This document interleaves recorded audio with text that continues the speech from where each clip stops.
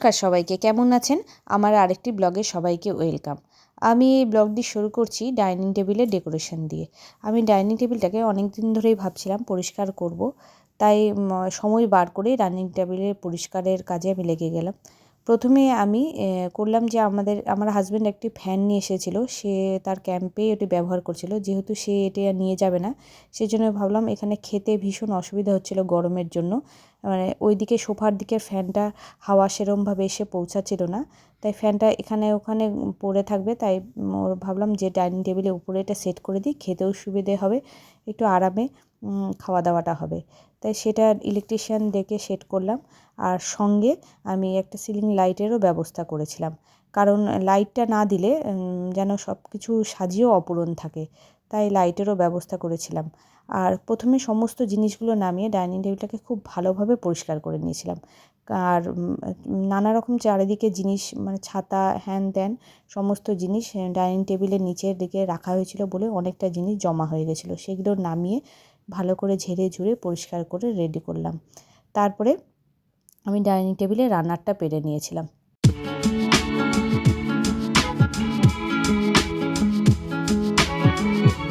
সঙ্গে চেয়ারের কভারটাও পরে নিয়েছিলাম, কারণ চেয়ারটা ছিল আমার প্লাস্টিকের আর অনেকটাই নষ্ট হয়ে গেছিলো। তাই যেহেতু এই মুহূর্তে আমার কেনা হয়নি, তাই চেয়ারের কভারটা পরে নিয়েছিলাম। এবং আমি ডাইনিং টেবিলের সেলফগুলোতে কিছু ঝুড়ি কিনেছিলাম যে মেলাতে, সেই ঝুড়ি দিয়ে, আর পটচিত্রের একটি প্লেট ছিল আর কিছু কোস্টার ছিল, এই সমস্ত জিনিসগুলো দিয়েই আমি ডেকোরেট করলাম। আর সঙ্গে কয়েকটা কাপ আর হচ্ছে যে এদিকে টিপট, এই সব কিছু দিলাম। আর রানারের উপরে যেসব জিনিসগুলো দিলাম সেগুলো হচ্ছে সব পিতল ও কাঁসা মিলিয়ে জিনিসগুলো দিলাম, কারণ এইবার ভেবেছিলাম এই থিমেই সাজাবো, তাই এই ভাবনা অনুযায়ী আমি কাজটা করলাম। সম্পূর্ণ সাজিয়ে দেখলাম, বেশ আমার ভালো লেগেছে। আর আপনাদের কেমন লেগেছেন অবশ্যই জানাবেন। তো এইভাবে আমি ডাইনিং টেবিলটাকে সুন্দর করে সাজিয়ে নিয়েছিলাম।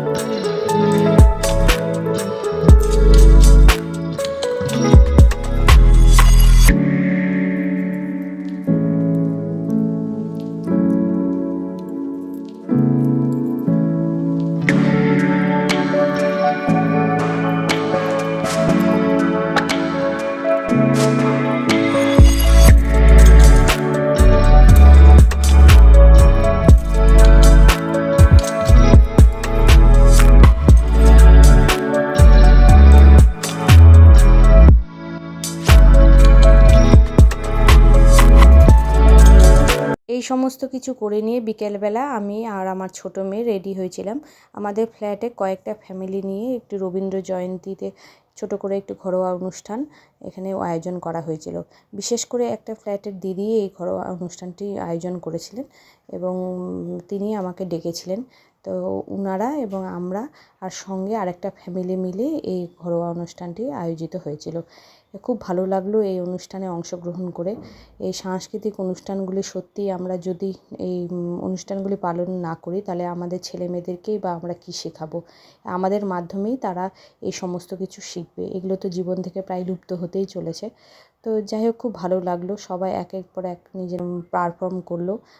খুব ভালো লাগলো এই সমস্ত কিছু দেখে। আর বেশ অনেকটা সময় খুব ভালোভাবে কাটলো।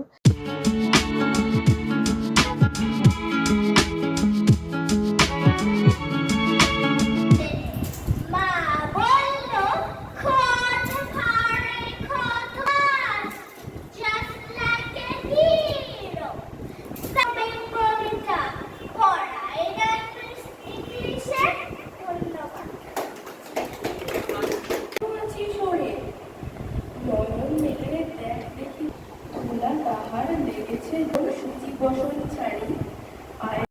এখানে ছোট থেকে বয়স্ক সবাই মিলে পারফর্ম করেছিল। বিশেষ করে এই বয়স্ক জেঠু, যিনি এতদিন পরেও গানের হারমোনিয়ামে বসে যে এত সুন্দর গলা ছেড়ে গান করলেন, সত্যিই আমি ভীষণ অভিভূত হয়ে গেলাম। সঙ্গে ফ্ল্যাটের দিদির বাবা, তিনিও ভালোভাবে একটা গান শুনিয়েছেন, একটা থেকে দুটোই গান শুনিয়েছিলেন আমাদের আবদারে। আর সত্যি খুব ভালো লাগলো যে এত বয়স্ক মানুষ হয়েও তারা যে এইসব শিল্পের সাথে জড়িত রয়েছে, সত্যি মানে আমাদেরকে এইসব প্রেরণা যোগায়। এরপর একের পর এক সবাই নিজেদের প্রতিভা প্রকাশ করলো। তো খুবই ভালো কাটলো এই সন্ধেবেলাটা। যাই হোক, এইরকম ছোটোখাটো অনুষ্ঠান হলে বেশ ভালোই লাগে। তো এইভাবে আমরা অনুষ্ঠানটি সম্পূর্ণ করলাম।